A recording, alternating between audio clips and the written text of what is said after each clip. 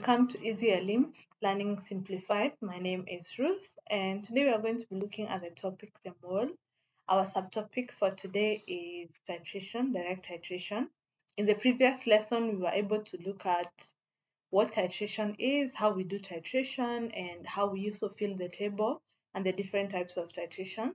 So our focus for today will be direct titration, and then we are going to use some questions to help us tackle direct titration questions.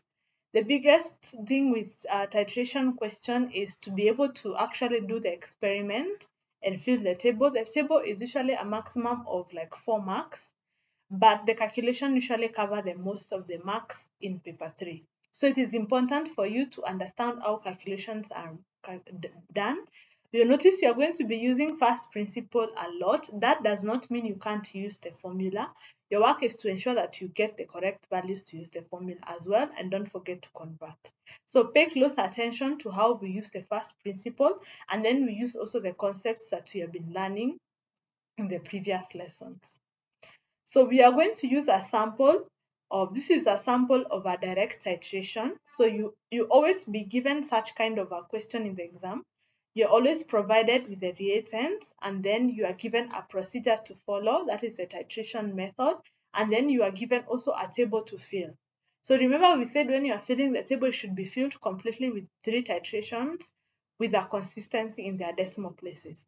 So in our question, you have been provided with 0.1 molar sodium hydroxide solution, which we will call solution A, and hydrochloric acid, which is solution B. So you will notice in this titration, you are required to determine the concentration of solution B in moles per liter. It is very specific, so we are calculating the concentration of hydrochloric acid. You can see we have already been given the concentration of sodium hydroxide, so we are moving from the known to unknown. So let's look at the procedure. First of all, fill the burette with solution B. So we are filling the burette with the hydrochloric acid, and then we pipette 25 solution of solution A. So remember the volume we are using. We have the concentration, and now we have the volume of sodium hydroxide into a conical flask. Titrate solution A with solution B using phenolphthalein indicator to complete the reaction. So remember, phenolphthalein changes to a colorless solution in acidic and neutral situations. It's pink and blue in basic solutions. So this means in our reaction, we are going to start with a pink solution that is in the base. And then as the reaction proceeds, when the reaction has come to a completion, it's going to turn to colorless. So we did the reaction, and these are the titration. We are going to use this table a lot in our samples just for the calculation bit.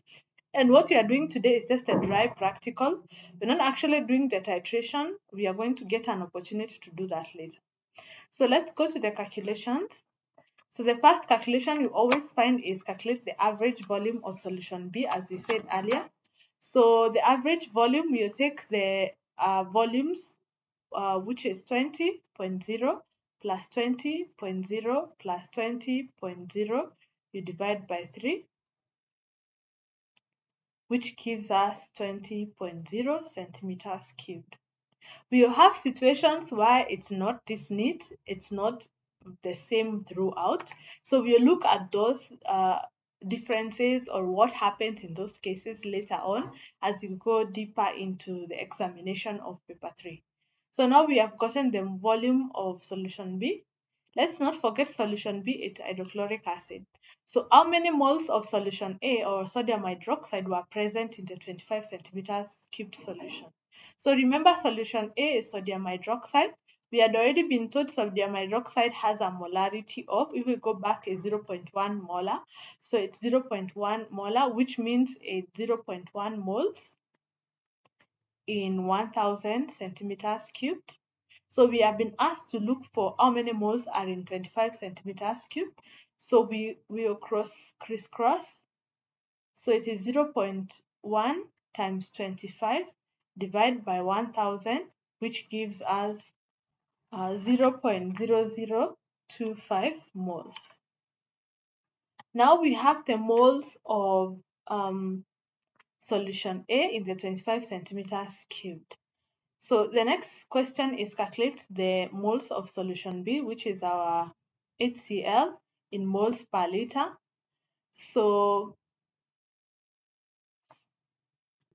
you notice Roman 3, which is solution B in moles per liter, and Roman 2, there's an interchange of these two questions supposed to be in the average volume first then per liter, but we can still do the calculation together. So for us to get now the number of moles that was used for HCl or solution B, we need to get the stoichiometry. We need to get the mole ratio that comes from the equation. So sodium hydroxide reacts with HCl to form sodium chloride plus water. If you look at this equation, it's already balanced. So the mole ratio is going to be 1:1. That's the mole ratio of sodium hydroxide to hydrochloric acid. We already have the moles of sodium hydroxide that took part in the reaction, which was 0.0025. Using the mole ratio, this means these are also the moles of sodium of hydrochloric acid that were used, which is 0.0025 moles. Now, if you look at hydrochloric acid, we have now moles, which is 0.0025. And then also we have the volume, which is the average volume, which is 20.0 centimeters cubed. So now the first Roman 2, where we have been told to calculate the moles in the average volume, the moles 0.0025 are the ones that are in the average volume. That's how you get the question.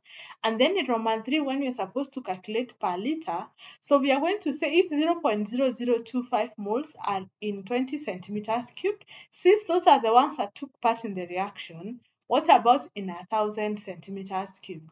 So you crisscross, which gives you 0.0025 times 1,000. You divide by 20, which will give you 0.125 m or moles per liter.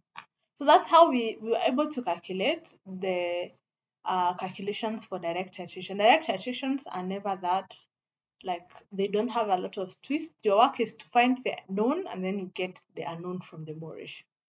That's another question. So you are provided with sulfuric acid labeled A and then solution B. So solution B contains 8.48 grams per liter. So this is already is the concentration of sodium carbonate.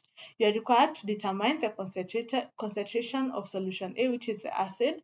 So we used a pipette and we placed 25 centimeters or cubed of solution A in a 250 ml volumetric flask. We added distilled water to make 250 centimeters cube solution and we labeled this as solution M.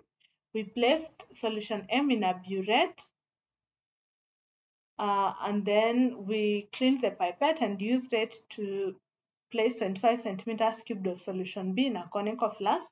We added 2 drops of methyl orange. You can see we are using methyl orange because both of them, one is a strong acid, the other one is a weak base. Provided and titrated with solution M, and then we recorded the solution. So you notice in this question there is some dilution that is happening because we are taking 25 of solution A from the stock solution and then we are diluting it to 250 centimeters cubed. So this tells us that some of the moles are going to be moved about. We are going to see how to calculate that. So the first question is the average volume. So we will go back is 25. So the average volume is going to be 25.0 plus 25.0 plus 25.0. You divide by 3, which gives you 25.0 centimeters cubed. The next question is the calculation of concentration of sodium carbonate in solution B. If you go back to our question, we have been given the concentration of 8.48 grams per liter of solution B. So we have been told to calculate the concentration of solution B, 8.48. So we were given 8.48 grams per liter. So the concentration we are looking for is in moles per liter. So when we look for moles per liter is equals to the mass per liter over the molar mass. So this is the same as the mass per liter we have already been given is 8.48, and then molar mass is we are going to calculate for sodium carbonate. It's going to be 23 times 2, plus 12 plus 16 times 3, which gives us 106. So divide by 106, which gives us 0.08 m. So someone else can choose to do it a different way. Since we have 8.48 grams per liter, we have the number of the mass and we can be able to get the moles. So at the end of the day, we are going to end up to get the same thing because you say 8.48 mass divided by molar mass, which is 106, which gives you 0.08. So these 0.08 are the moles in 1000 centimeters cubed or in 1 liter, which is the same as 0.08 m. So now we have the molarity of sodium carbonate in moles per liter. The next question is the concentration of sulfuric acid in M. So let's go back and see what we have for sulfuric acid. So we used a pipette to place 25 centimeters cubed of solution A in a 250 volumetric flask. Then we added distilled water to make 250 solution, and then we used that solution. So first of all, we write the equation for the reaction so that we can get the stoichiometry. So sodium carbonate plus sulfuric acid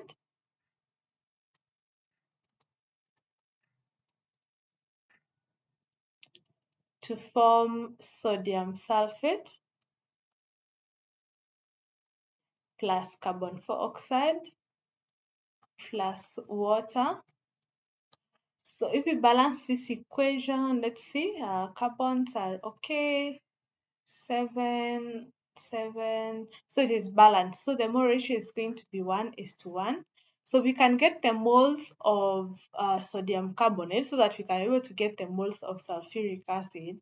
So we already have the molarity of sodium carbonate, which we said is 0.08 m. So we also have the volume of sodium carbonate that was pipetted, which was 25 centimeters cubed. So this is one that was used. So from this information, we can be able to get the moles of sodium carbonate that was used in the reaction. So we will say if 0.08 moles are in 1000 centimeters cubed, what about in 25 centimeters cubed? So 0.08 times 25 divided by 1000 so that we can get the moles will be 0.002 moles, and these are the moles of sodium carbonate. So using the mole ratio, it tells you since the mole ratio is 1:1, so the mole ratio of sodium carbonate to sulfuric acid, and the moles of sodium carbonate is 0.02, so the moles of sulfuric acid is the same because the mole ratio is 1:1. Now we have the moles of sulfuric acid that were in the volume that was used up. So using that, we can be able to tell how much concentration we had. So if 0.002 moles were in the average volume, which was 25 centimeters cubed, what about in 1000 centimeters cubed? So you crisscross, which gives us 0.002 times 1000. You divide by 25, which will give us 0.08 m. So that brings us to the end. So we have been able to see a direct titration using stoichiometry, and using the values that we know, we get the values we don't know. So in the next lesson, we are going to be looking at the standard solutions, how we use them.